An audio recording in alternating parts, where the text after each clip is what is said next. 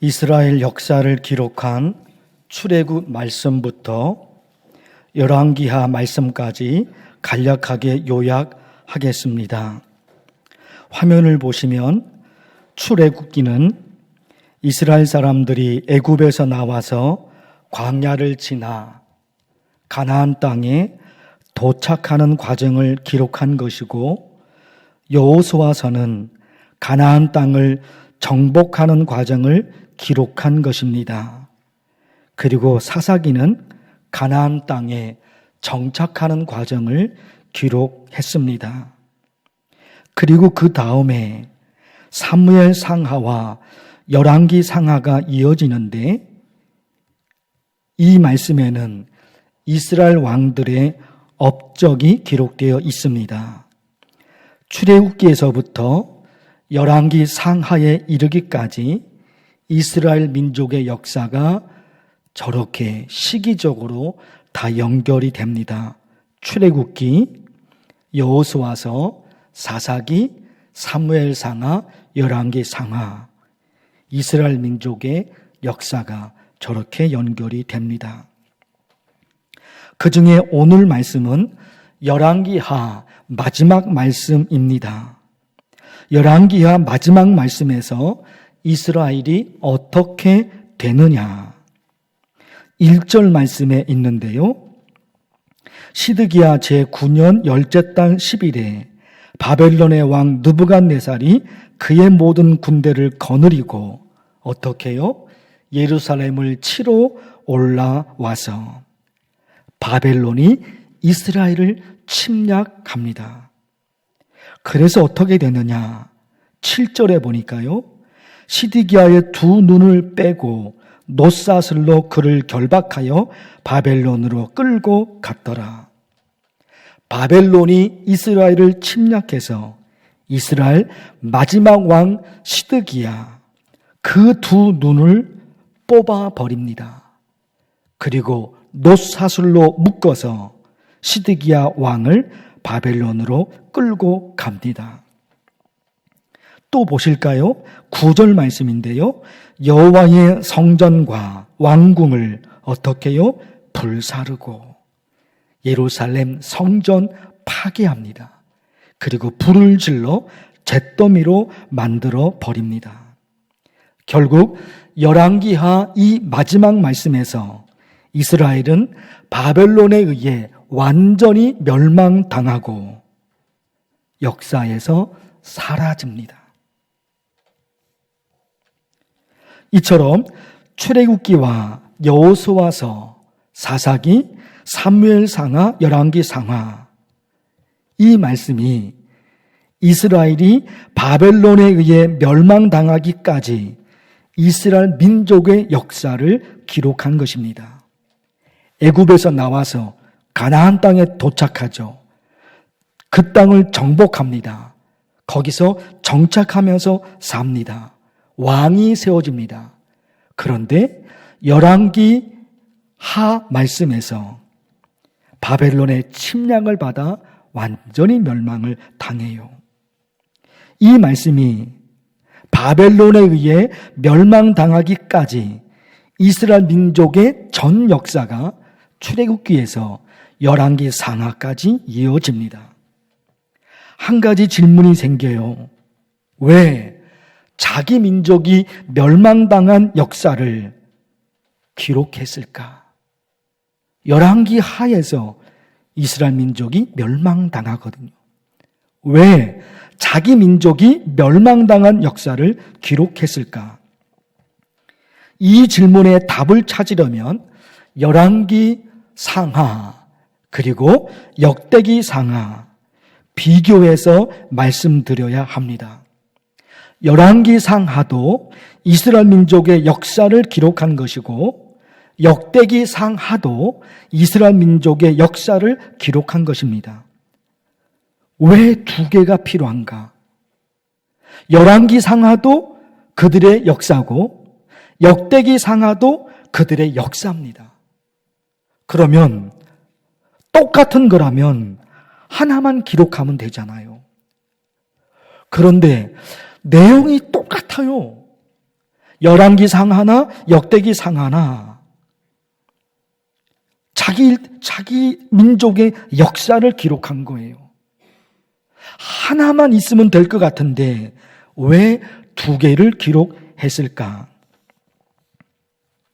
열왕기상 하는 이스라엘 민족이 바벨론의 포로로 끌려가서 70년 동안 포로로 지내거든요. 그 시기에 열왕기 상하가 기록됩니다. 바벨론의 포로로 끌려가요. 시드기야 왕, 마지막 왕이죠.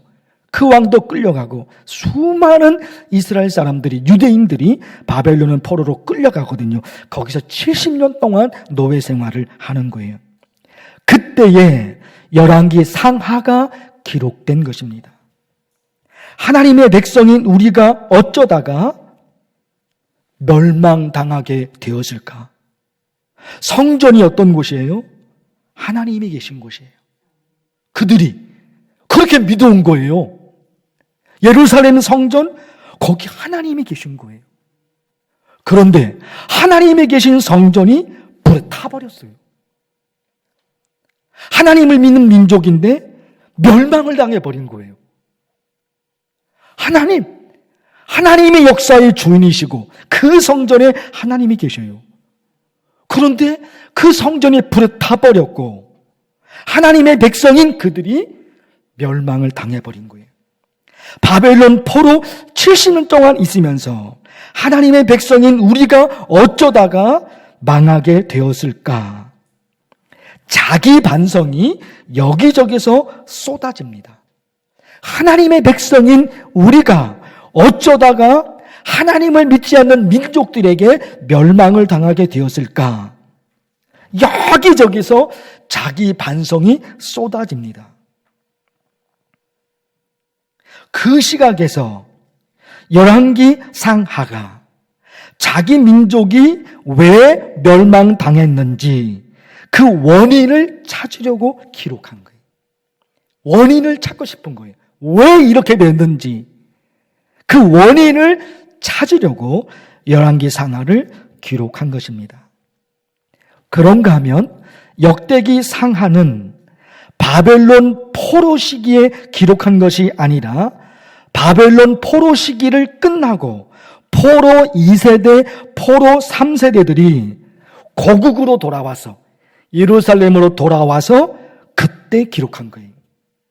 그때는 우리 민족이 왜 멸망당했을까? 그 시각이 아니라 포로에서 돌아온 2세대, 3세대들이 나라를 새롭게 재건하는 시기에 희망과 비전을 제시하고 싶었던 겁니다. 그러니까 열왕기 상하와 역대기 상하가 똑같이 이스라엘 민족의 역사를 기록한 것이지만 그 시각이 다르다 말입니다. 화면을 통해서 다시 설명을 드립니다. 보십시오. 열왕기 상하는 자기 민족이 왜 멸망당했는지 원인을 찾으려고, 중요한 부분이에요. 열왕기 상하와 역대기 상하가 똑같이 이스라엘 민족의 역사를 기록한 것인데 관점이 다른 거예요. 시각이. 열왕기 상하는 왜 하나님의 민족인 우리가 멸망을 당했는지 그 원인을 찾습니다. 원인을 찾아가는 거예요. 역대기 상하는 고국으로 돌아온 포로 2세대, 3세대들이 나라를 새롭게 재건해야 되는데 희망과 비전을 제시합니다. 다른 거예요.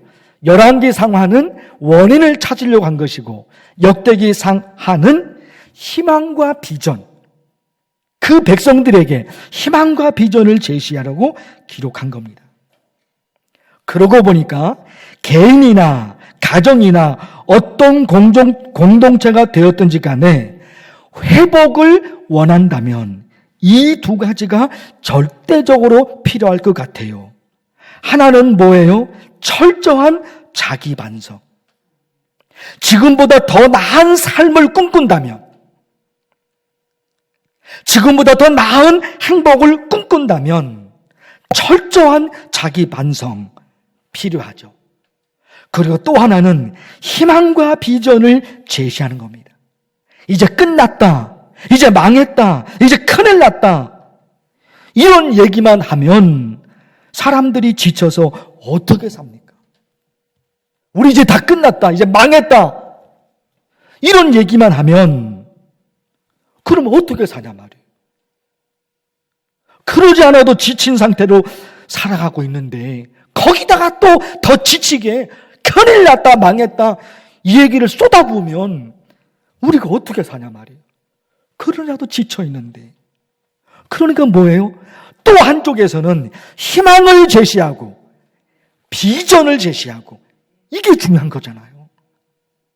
철저한 자기 반성과 한쪽에서는 철저한 자기 반성과 또 다른 쪽에서는 희망과 비전을 제시하죠. 사람이 꿈으로 사는 거잖아요. 사람이 현실로 사는 것이 아니라 꿈으로 살잖아요. 희망이 있으니까 하루를 살 수 있는 거잖아요. 그런데 그 희망을 짓밟아버리면, 그 꿈을 짓밟아버리면 우리가 어떻게 사냐 말이에요. 그러고 보니까 이 두 가지가 너무나 절대적으로 필요한 거예요.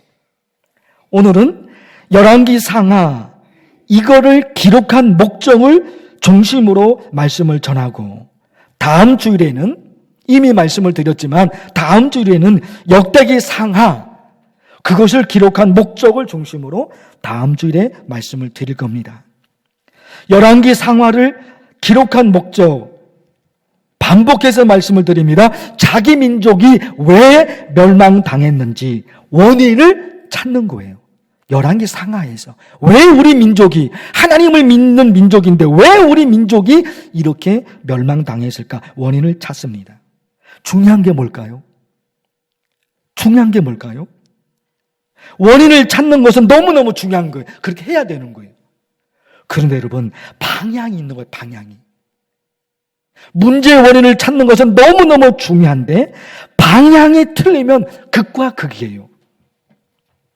문제의 원인을 자기에게서 찾지 못하고 문제의 원인을 다른 사람에게서 찾으려고 하면 방법이 없습니다. 원인을 찾아도 그건 해결을 못해요. 이 방향이 중요한 거예요. 철저한 분석이 중요하죠. 왜 이렇게 되었는가? 철저한 분석이 중요한데 그 철저한 분석보다는 방향이 더 중요한 거예요. 문제의 원인을 자기에게서 찾지 못하고 다른 사람에게서 찾으려고 하면 방법이 없어요. 안 돼요, 여러분. 방법이 없어요. 안타까운 일이 여기에 있는 거예요. 자기 잘못과 자기 허물은 깨닫지 못하고 다른 데서 그 원인을 찾으려고 하니까 방법이 없어요. 아담과 하와. 아담. 절대로 먹어서는 안 된다. 그 나무 열매는 하나님이 말씀하셨는데 아담이 그 나무 열매를 먹습니다. 하나님이 얘기하시죠. 너 왜 절대로 먹어서는 안 된다 그랬는데 그 나무 열매를 왜 먹었느냐? 아담이 뭐라고 대답을 해요? 하나님이 내게 주신 여자가 나무 열매를 내게 주므로 내가 먹었나이다. 너 왜 그랬니? 그 하나님의 질문에 아담이 이렇게 대답을 해버려요.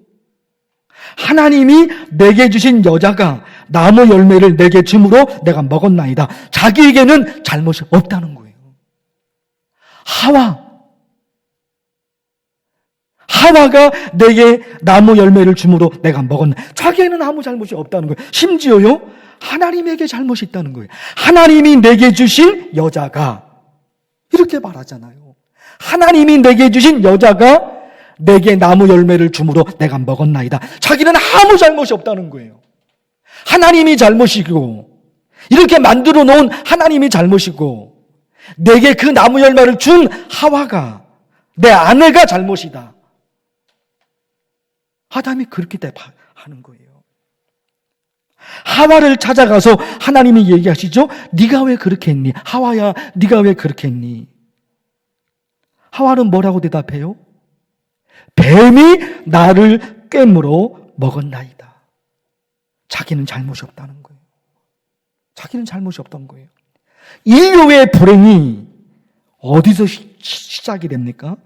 이런 거. 문제의 원인을 자기에게서 찾지 못하고 다른 사람에게 찾으려고 하니까 방법이 없어요. 그렇게 되면 내 삶에 하나님의 은혜와 하나님의 축복이 내 삶에 내려줄 수가 없어요. 하나님이 내 삶에 개입하실 수가 없어요. 문제의 원인을 자기에게서 찾지 못하고 다른 사람에게서 찾으려고 하면 하나님의 역사가 내 삶에 개입이 안 돼요. 하나님이 우리 삶에 철저하게 개입하셔야지 내가 살거든요. 하나님이 개입하셔야 돼요. 우리 가정에, 우리 교회에, 우리 나라에, 우리 자녀들에게 하나님이 개입하셔야 되는 거예요. 그런데 다른 사람에게서 잘못을 찾는 사람은 하나님의 개입을 경험 못해요. 안 돼요, 여러분. 못하는 거예요. 하나님이 그렇게 못하셔요. 철저히 문제의 원인을 분석하는 것도 너무너무 중요하지만 그 방향, 그 본질이 중요한 거예요. 그 원인을 타인에게서 찾을 것인가, 철저히 내게서 찾을 것인가, 이게 돼야 돼요. 예수님께서 사람의 마음에 관해서 얘기하시죠? 사람의 마음에서 나오는 것은 악한 생각, 음란, 속임, 도둑질, 살인, 간음, 탐욕, 악독, 속임, 음탕, 질투, 비방, 교만, 우매함이니. 사람들의 마음속에 이런 악이 가득 차 있다는 거예요. 중요한 게 뭐예요? 이런 인간의 추악함이 자기 자신에게서 발견되는가 아니면 타인에게서 발견되는가, 그게 중요한 거예요. 그렇죠, 여러분. 이런 인간의 추악한 모습을 자기에게서 발견할 것인가, 다른 사람에게서 발견하실까, 이게 극과 극인 거예요. 극과 극인 거예요. 그래서 예수님은 그러시잖아요. 어찌하여 형제의 눈 속에 있는 티는 보고 내 눈 속에 있는 들보는 깨닫지 못하느냐. 다른 사람의 잘못은 그렇게 잘 보면서 너는 어떻게 너의 잘못은 못 보느냐. 예수님 말씀. 다른 사람의 허물은 그렇게 잘 보면서 너는 눈도 없냐? 너의 허물은 왜 못 보냐? 예수님 그런 거예요. 내 눈 속에 있는 들보를 보지 못하면서 어찌하여 형제여 나로 내 눈 속에 있는 티를 빼게 하라 할 수 있느냐. 너는 너의 잘못을 하나도 고치지 않으면서 다른 사람 보고 이래라 저래라 말하느냐. 예수님의 말이 뭐예요? 너나 잘해라. 너는 너나 잘해라. 너는 너의 잘못을 하나도 고치지 않으면서 다른 사람 보고 이래라 저래라 말한다 말입니다. 그래서 예수님이 답답하신 거예요. 너는 너나 잘해.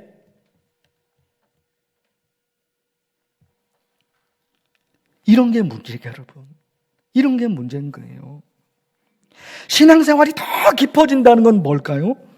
신앙생활이 더 깊어지는 거예요. 예수님을 믿은 지, 교회 다닌 지 오래됐다는 건 뭐예요? 하나님의 마음을 더 알아간다는 거죠. 그렇죠?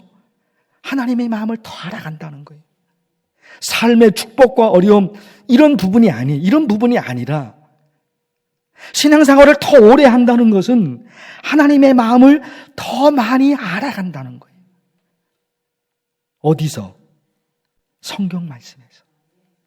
그 성경 말씀에서 하나님의 마음을 더 알아가는 거예요. 더 알아가는 거예요.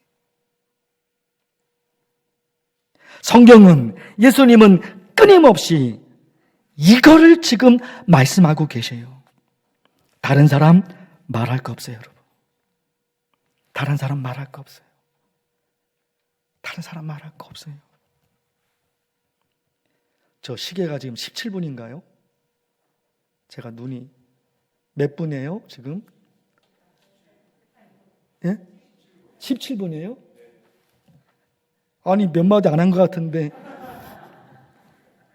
이거 마무리 져야 되는데. 싹 잘라버리고 매일매일 기도하실 때 어떤 순서로 기도해야 되는지 말씀을 드렸죠. 첫째, 뭘 생각하고 매일매일 기도하실 때 어떤 순서로 기도해야 하는지 말씀을 드렸죠. 뭐를 생각하면서? 예? 뭐를 생각하면서? 첫째 뭐예요? 그래. 매일매일 기도하실 때 어떤 순서로 기도하냐, 뭘 생각하냐? 공동체예요. 첫째는 가족 공동체, 둘째, 교회 공동체, 셋째, 직장 공동체, 넷째, 국가 공동체, 다섯째, 지구 공동체, 마지막에, 그렇죠. 우리 교회 선교. 여기 순서예요. 이 순서에 따라 여러분 이 기도 하셔야 돼요. 가족 공동체를 생각하면서 기도합니다. 가정에서 내가 고쳐야 할 게 뭔가, 이거 찾아야 돼요. 교회에서 내가 내가 고쳐야 할 게 뭔가, 저 사람은 저걸 고쳐야 되는데 아무런 희망 없어요. 저 사람은 저거 고쳐야 되는데 아무런 희망 없어요. 그런 공동체, 그런 사람에게 희망이 없어요. 하나님의 개입이 안 돼요. 그러니 여러분, 가족 공동체를 생각하면서 내가 고쳐야 할 것, 내 잘못. 교회 공동체를 생각하면서 내가 고쳐야 할 것, 내 잘못.